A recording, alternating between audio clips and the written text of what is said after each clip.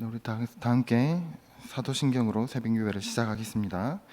전능하사 천지를 만드신 하나님 아버지를 내가 믿사오며 그 외아들 우리 주 예수 그리스도를 믿사오니 이는 성령으로 잉태하사 동정녀 마리아에게 나시고 본디오 빌라도에게 고난을 받으사 십자가에 못 박혀 죽으시고 장사한 지 사흘 만에 죽은 자 가운데서 다시 살아나시며 하늘에 오르사 전능하신 하나님 우편에 앉아 계시다가 저희로서 산자와 죽은 자를 심판하러 오시리라.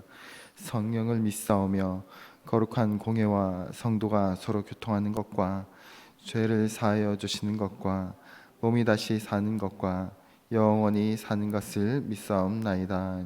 아멘. 네, 우리 다 함께 찬송가 327장 드리겠습니다. 찬송가 327장입니다.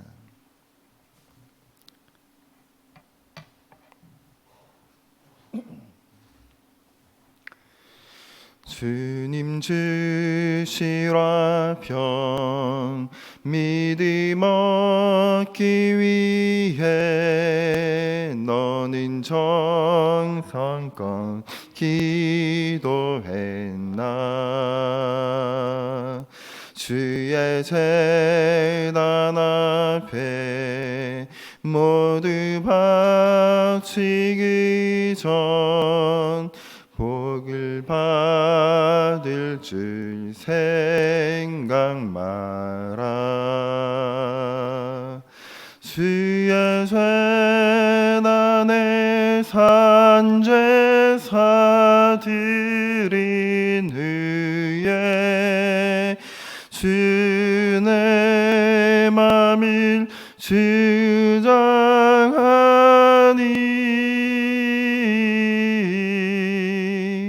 주의 뜻을 따라 그와 동행하면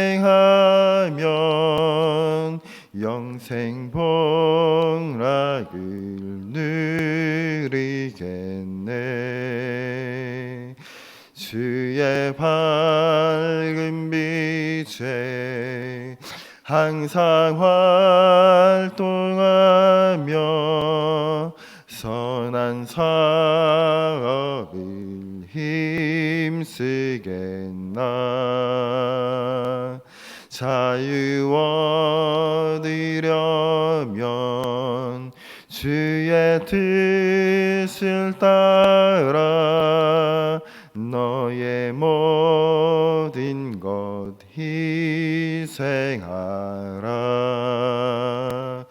주의 죄난에 산제사 드린 후에 주의 맘이 주장하니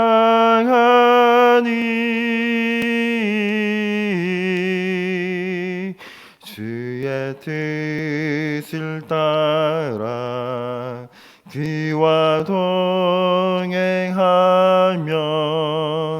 영생 복락을 누리겠네.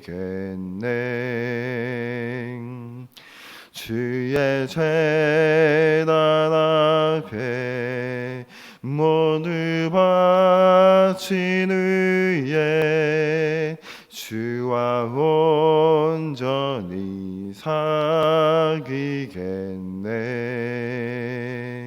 주님 주신 기쁨 또한 그의 사랑 어찌 말로 다 형용하랴. 주의 죄난에 산제사 드린 후에 주의 맘을 주장하니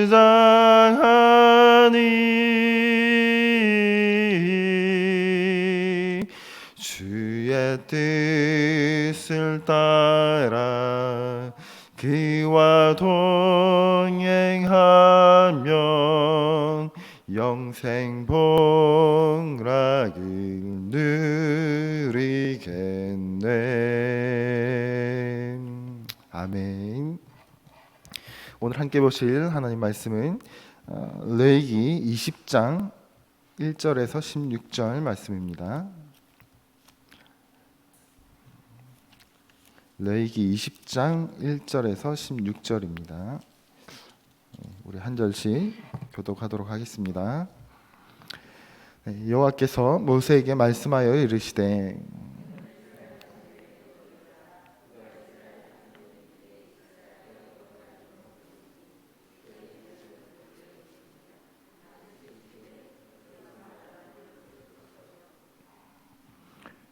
나도 그 사람에게 진노와 그를 그의 백성 중에서 끊으리니 이는 그가 그의 자식을 몰렉에게 주어서 내 성소를 더럽히고 내 성호를 욕되게 하였음이라.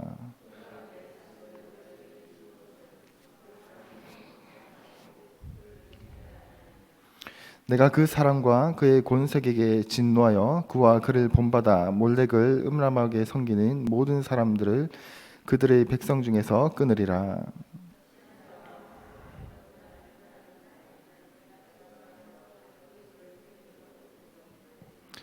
너희는 스스로 깨끗하게 하여 거룩할지어다. 나는 너희의 하나님 여호와이니라.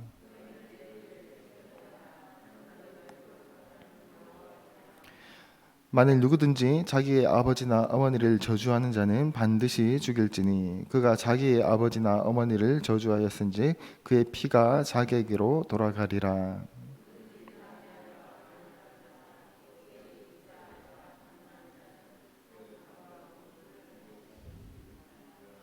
누구든지 그의 아버지의 아내와 동침하는 자는 그의 아버지의 하체를 범하였은즉 둘 다 반드시 죽일지니 그들의 피가 자기들에게로 돌아가리라.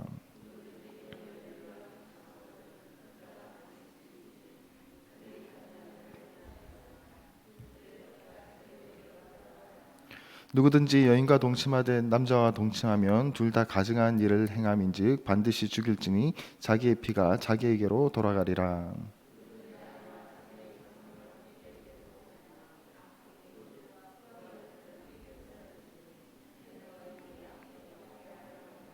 남자가 짐승과 교합하면 반드시 죽이고 너희는 그 짐승도 죽일 것이며 여자가 짐승에게 가까이하여 교합하면 너는 여자와 짐승을 죽이되 그들은 반드시 죽일지니 그들의 피가 자기들에게도 돌아가리라. 아멘. 네, 할렐루야. 네, 오늘 하루도 하나님의 도우심이 성도님들의 가정과 일터에 충만하시길 바랍니다. 오늘 읽은 본문을 보면 하나님께서 이제 출애굽하고 있는 이스라엘 백성들에게 너희가 가나안 땅으로 들어가면 이것만은 지켜야 된다. 그렇지 않으면 내가 너희들에게 진노해서 너희들을 어떻게 할지 모른다 하는 것들을 여러 가지가 기록되고 있는 장이라고 할 수 있습니다. 20장이 쭉 기록되어 있는데요. 그 중에 오늘 본문 말씀 2절과 3절을 함께 읽겠습니다. 다시 한번 읽어볼게요. 시작. 너는 이스라엘 자손에게 이르되 그가 이스라엘 자손이든지 이스라엘에 거류하는 거류민이든지 그의 자식을 몰렉에게 주면 반드시 죽이되 그 지방 사람이 돌로 칠 것이요 나도 그 사람에게 진노하여 그를 그의 백성 중에서 끊으리니 이는 그가 그의 자식을 몰렉에게 주어서 내 성소를 더럽히고 내 성호를 욕되게 하였음이라. 아멘. 이제 몰렉은 가나안 땅에 들어가면 가나안의 이방인들이 암몬 사회에서 섬기던 국가 신이었습니다. 근데 이 몰렉에게 너희 자식을 준다 하는 말을 그 당시 가나안 땅에는 이제 몰렉에게 자식을 바치는 인신 제사를 바치는 제사가 굉장히 크게 성행하였다라고 합니다. 자식을 태워서 몰렉 신에게 드리는 제사인 거죠.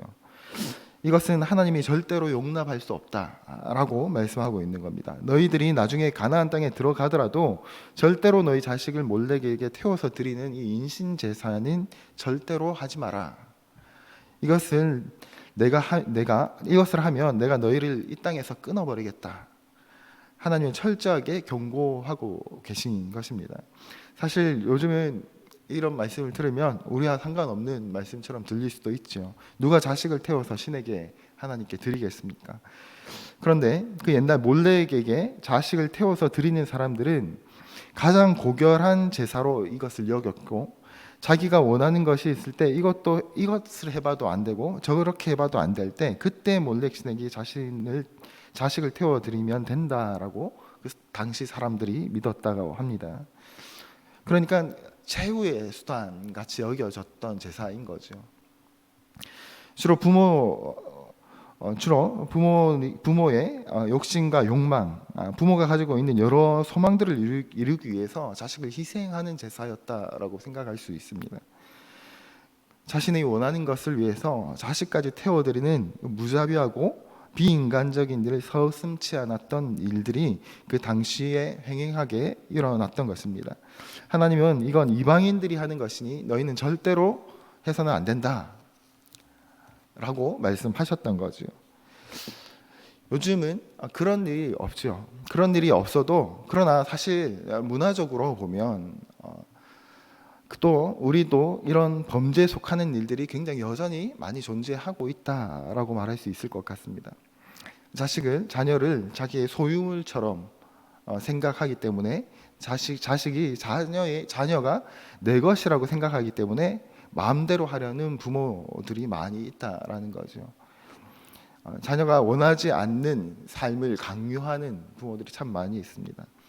원치 않는 진학을 강제로 진학시키기도 하고, 원치 않는 직업을 강요하기도 하는 부모들도 있죠.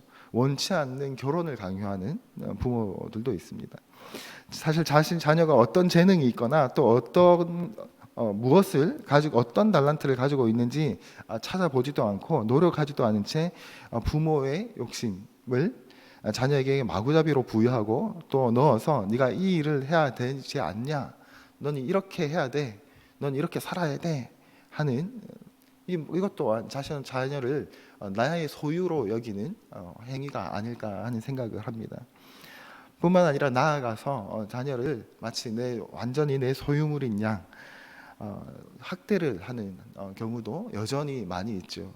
날이 갈수록 어린 아동 학대는 늘어가고 있다라고 합니다. 그렇게 가르치는 것, 그렇게 자녀를 대하는 것, 이것이 사실은 우리 사회에 오늘날도 여전히 많이 있죠. 물론 인신제사로 하나님께 드리는 경우는 거의 없습니다. 그러나 자녀를 대하는 것을 소유물로 여기는 것, 하나님께서 잠시 맡겨주신 선물로 여기는 것이 아니라 내 것으로 여기는 그 태도, 그것이 사실은 몰렉에게 자신을 드렸던 이 이방인들의 제사의 근본적인 원인과 같은 것이다 라고 할 수 있습니다. 하나님이 이것을 악한 것이다 라고 말하고 있는 것이죠. 사실 자녀라고 하면 부모의 소유가 아니라 하나님의 소유인데, 하나님이 부모들에게 잠시 맡겨서 하나님의 대리인으로서 잘 기르라고 주신 하나님의 선물이죠. 그래서 우리는 자녀를 기를 때 이건 하나님의 선물이구나, 하나님께서 우리에게 맡겨주신 거룩한 하나님의 귀한 선물이구나 하는 마음으로, 그 대리인의 자격으로, 청지기의 마음으로 자녀를 기르고 돌봐야 하는 것이죠. 그런데 기르다 보면 소유욕이 생기고 키우다 보면 내 것이다 하는 사람의 애착이 생기게 되어 있죠. 그렇기 때문에 자녀에게 함부로 하게 되는 경우들도 많이 있습니다. 그러나 그때마다 오늘 이 말씀을 우리는 기억해야 하고, 자녀는 소유물이 아니다, 내 것이 아니다, 하나님께서 말씀하신 것처럼 내 욕심에 따라서 자녀를 함부로 할 수 있는 것이 아니다 라는 사실을 늘 기억하며 우리는 가정을 이루어가야 할 것입니다. 생각이 여기까지 미치면 우리가 자녀를 기를 때 내 것이 아니기 때문에 우리 자녀를 기를 때 가장 문제되는 것이 뭐죠? 오늘날 많은 젊은이들이, 청년들이 결혼을 회피하는 이유, 결혼을 하지 않고 살겠다라고 하는 여러 가지 이유 중에 하나가 경제적인 문제가 있습니다.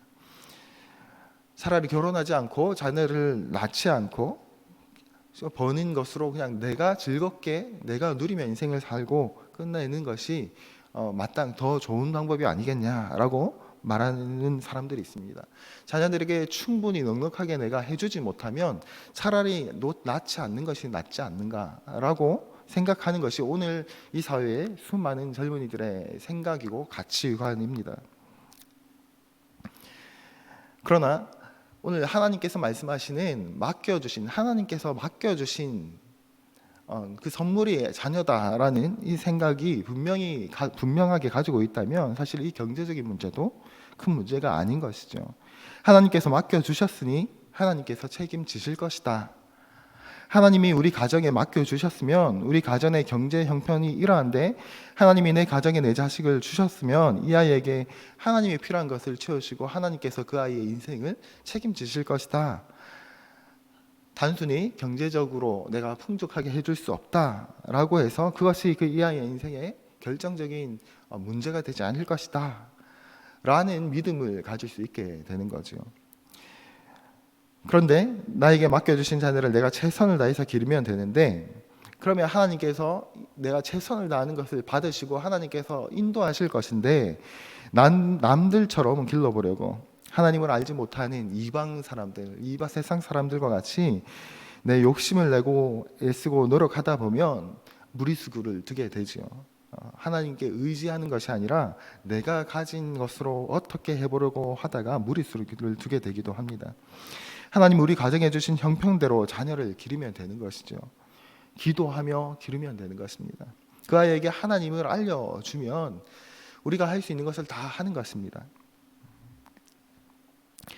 하나님께서 나에게 주신 범주대로 내가 열심히 기도하고 내가 열심히 키우면 되는 거죠. 남들처럼 물질적으로 많이 해주지 못해도 내가 남들이 하는 것처럼 많이 이것저것 다 해주지 못해도 하나님 우리 가정에 맡겨주셨으면 반드시 하나님의 뜻이 있는 것이고 의미가 있는 것이라는 것을 우리는 믿음으로 우리는 자녀를 기르는 것이죠.